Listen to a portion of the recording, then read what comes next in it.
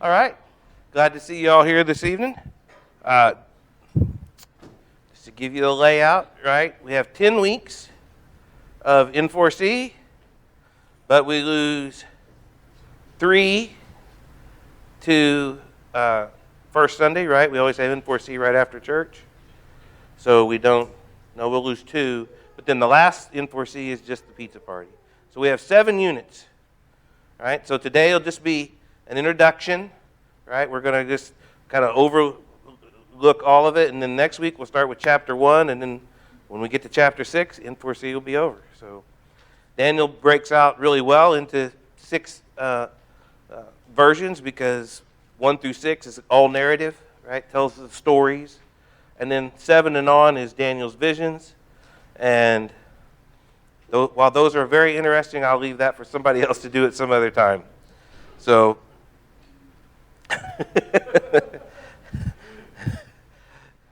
Charlie says boo because he likes that. And we agree on 95%, but there's 5% we don't agree with. I know me and him don't agree, but that's okay. I was doing some research, and trying to find, some pictures and stuff to kind of, for that time.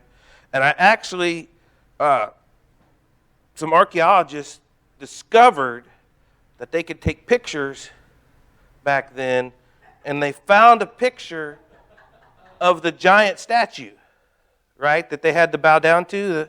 Right, there it is. Right there. That's VeggieTales. If you don't know VeggieTales, right, that's the bunny, right, if you remember VeggieTales. And there was also a guy that happened to catch right before they got thrown into the fire, right? So they're getting ready, they're dumping them in the fire right there. I'd like to tell you I got that all out of my system, but there's another one coming up later. So. All right, the book of Daniel.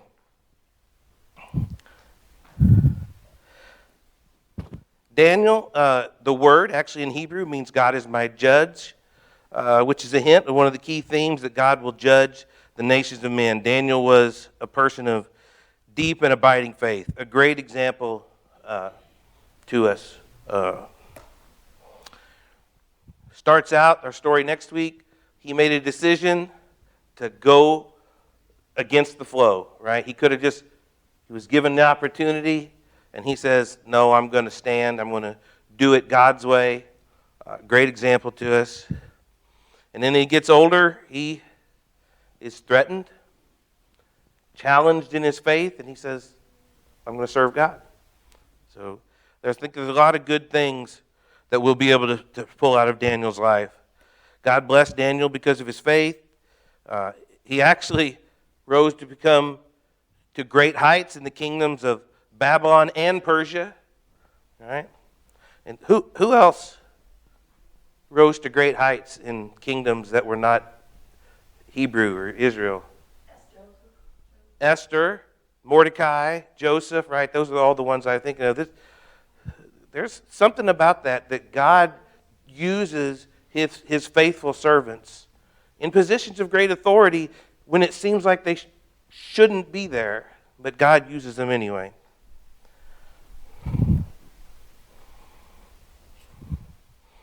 Okay, he was a statesman, prime minister, right? He ends up being prime minister over one of the areas. He counsels kings, and he's a prophet of God.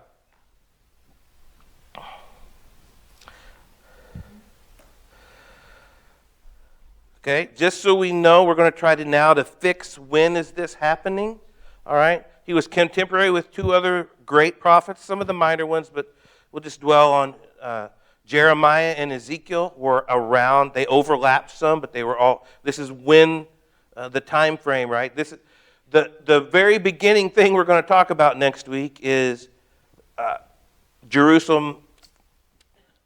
There's a great conquest, and they carry off a bunch of Hebrews and carry them off to Babylon, right? And it's interesting, they don't kill all of them. What do they try to do? They're going to try to assimilate them into the culture, which is, if you want to destroy a culture, assimilating them is usually far more effective than actually just trying to kill all of them. So I think we see that in other places. So Jeremiah prophesied from 626 BC to 528 BC in Jerusalem before and during the exile, right? This all happens all around the same time. Ezekiel is in Babylon among the exiles from 592 to 570. Remember, we're BC, so the bigger the number, the farther away it is, right? It's opposite until we get to 0. And when I say BC, I mean before Christ. I don't mean before the Common Era.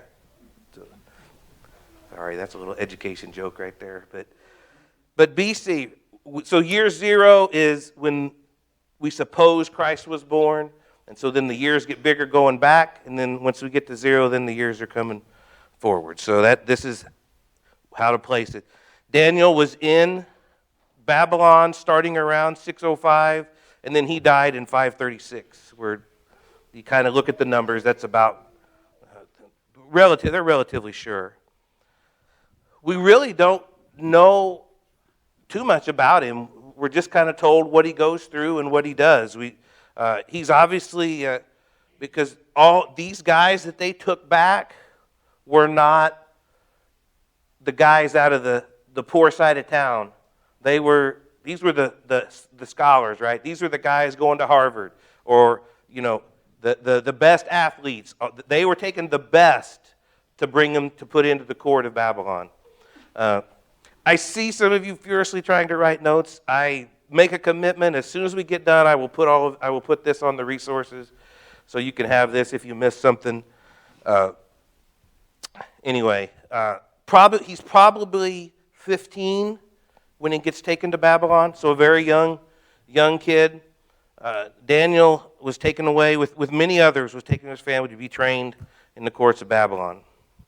All right, we're going to go through this very quickly. He's born about 620.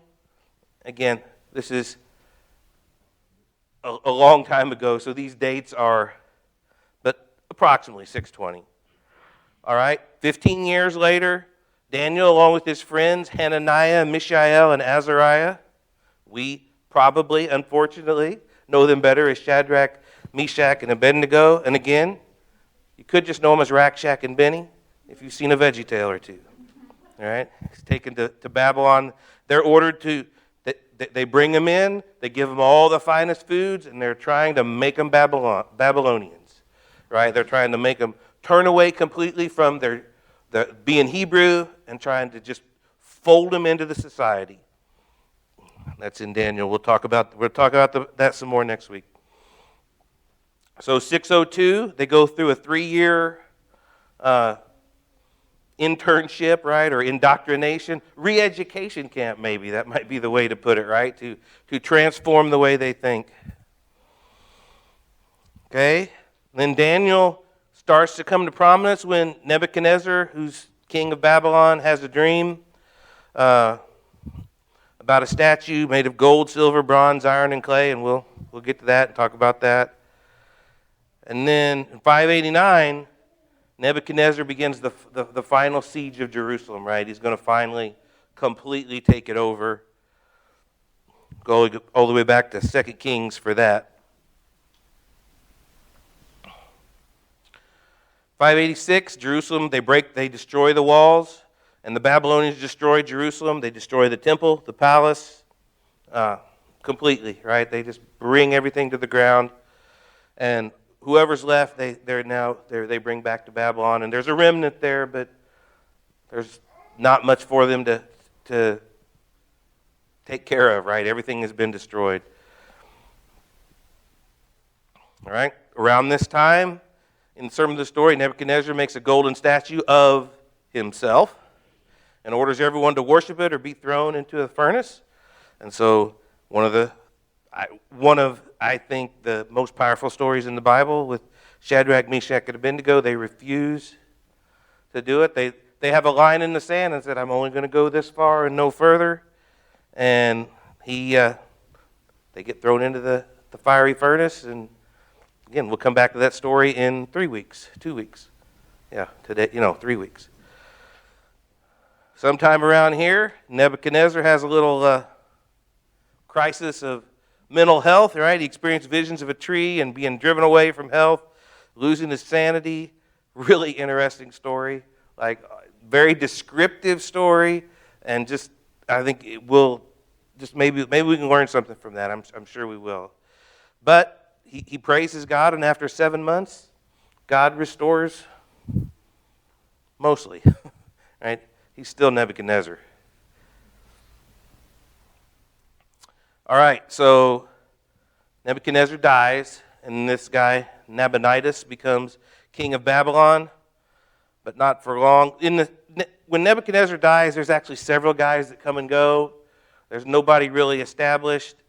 Nabonidus sort of solidifies control and then appoints his son as his co-regent. His name is Belshazzar, which, again, there's so many stories in Daniel that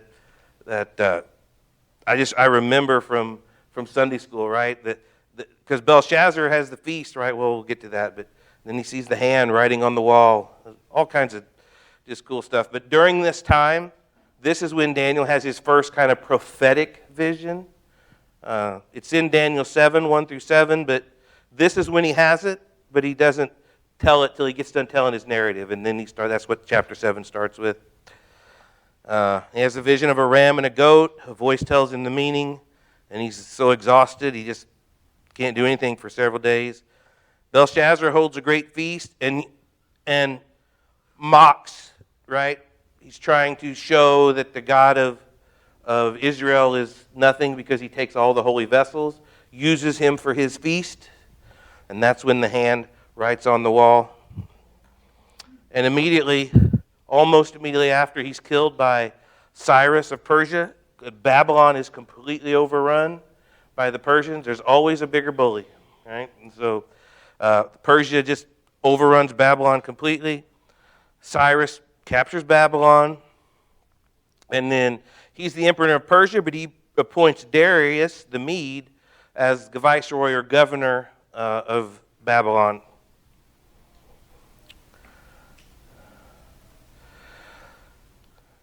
Again, they got a complete change, right? Somebody else comes in, kicks the Babylonians, defeats them, and then Darius knows, this Daniel guy's pretty sharp. And so he elevates him and gives him more power. But all of these guys that come in, they resent Daniel because he's got the king's favor. Seems like we heard something about like that this morning. Yeah. But the other administrators resented him, and they're already thinking about how to bring Daniel down. Oh no, what are we going to do? King likes Daniel more than me and you, right? Sorry, my kids grew up with it. I don't know how many times I've watched those VeggieTales movies. Again, they're envious, and they use a trick, right? These leaders back then were not smart, because I seem to remember in the book of Esther, it was real easy for the king to get tricked into doing a law that was really against his best interest. But they do it here with Darius and say, if you worship anybody other than Darius in the next 30 days, then you get thrown in the lion's den. So they get him to do it, and he doesn't know that they're going after Daniel, one of his favorites, right? And Daniel, I just can't wait for that. I love this story. He could go pray in his closet where nobody sees him, but he opens his window, prays right in the window so he can make sure that they can see him doing it. Wow, that's just awesome. So they see him, they turn him in. Darius is not happy, but he signed the law. And so he orders that Daniel be thrown into the lion den, and then he says, Daniel, I want your God to save you. He's not praying to God, but he's like, I want this to happen. You pray, Daniel, that your God will save you.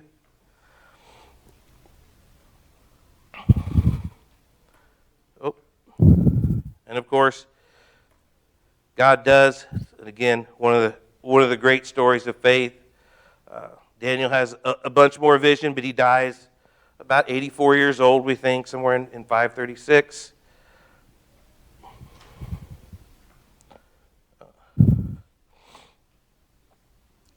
So 2 years after Daniel dies, Cyrus, another leader, starts to allow the Hebrews, some of them to go back to Judea, and the first thing they rebuild is the temple.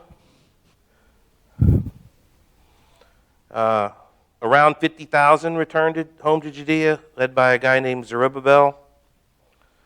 515, they have the temple rebuilt. That's according to Ezra. Just a quick outline of where we'll be going, right? So that's the kind of the basic timeline.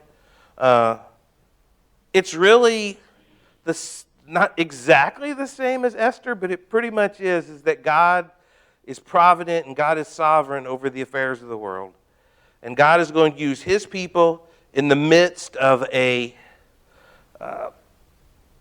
evil culture, right? An evil kingdom. God's going to use his people to bring about his purposes.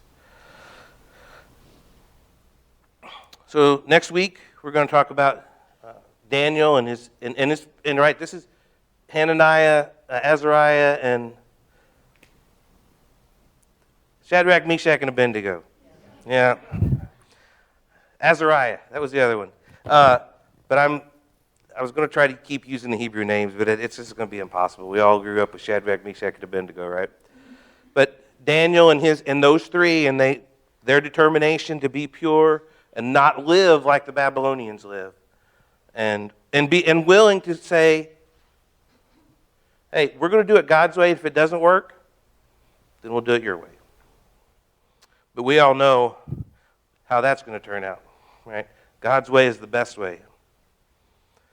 Nebuchadnezzar's dream and Daniel's promotion, that's kind of what we'll be talking about chapter 2. Faith in the face of fire by Daniel's friends. Right? What a powerful, powerful story that is. Standing for God in the midst of a idolatrous culture. And then Nebuchadnezzar has another dream and goes insane, and how God deals with him in that.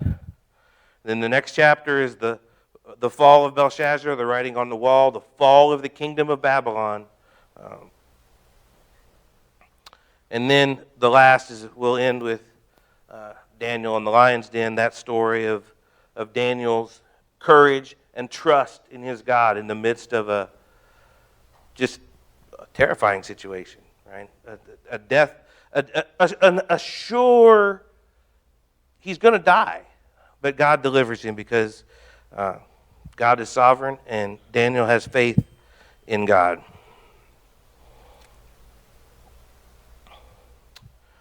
What are the themes that we're going to see? Again, I've already kind of mentioned this, but God's sovereignty in world affairs. God is in control no matter who's in control of the government, no matter who's in control of the culture. God is in control. Faithful living in the midst of a culture opposed to God. Seems like we might be able to find some applications for that in our times that we're living in. God's comfort in the midst of the oppression of his people. God's taking care of his people, giving them comfort, giving them aid in the midst of captivity and slavery. And the necessity and power of prayer. I think these are just some of the things that we'll see and talk about. And I knew it wasn't going to take very long tonight, so I've already had decided and asked some guys we're going to take some prayer requests and do a time of prayer. But they did find, those archaeologists found one more picture. Actually, they had a surveillance camera in the lion's den, and so there's a picture of Daniel in the lion's den, right? So, I'm sorry. I couldn't help it. So, let's take some prayer requests, and then we'll have a time of prayer this evening.